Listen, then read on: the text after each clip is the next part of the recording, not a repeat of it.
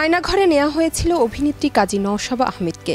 কি হয়েছিল তার সাথে, কেমন ছিল তার অনাকাঙ্ক্ষিত সেই অভিজ্ঞতা?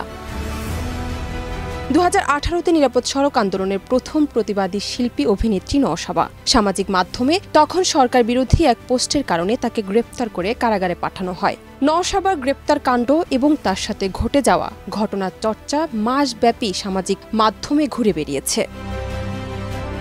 এদিকে জেল ফেরত নওশাবা স্বাভাবিক জীবনে ফিরলেও তার ব্যক্তি ও সামাজিক জীবনে ব্যাপক প্রভাব পড়ে। এমনকি তার মানসিক ও শারীরিক অবস্থাও কেটেছে এক ভয়ানক পরিবর্তনের মধ্য দিয়ে। তবে নওশাবার সাথে কি হয়েছিল সেই রাতে কেউই জানে না।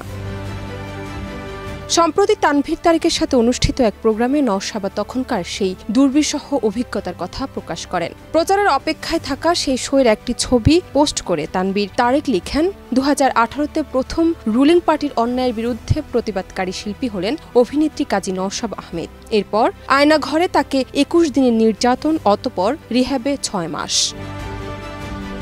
এ নিয়ে নওশাবা বলেন, আমার ফেসবুক আমার লাইফটা 13 মিনিটের মাথায় আমার সবকিছু হ্যাক হয়ে গিয়েছিল।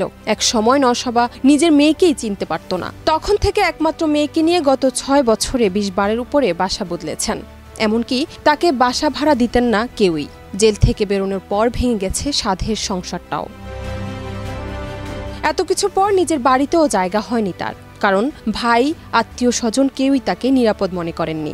বন্ধুর নামে বাসা ভাড়া নিয়ে বোরকা পরে ঢুকতেন বাসায়। অনেক রকম অফারও এসেছে, তবে সেগুলো এড়িয়ে নিরাপত্তার জন্য মামলা করেছেন আগেই, যা এখনও চলমান।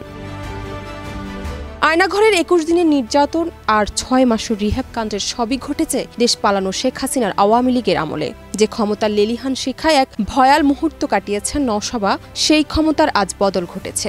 তাই নওশাবা হয়তো সাহস করে বলতে পেরেছেন তার না বলা কথাগুলো।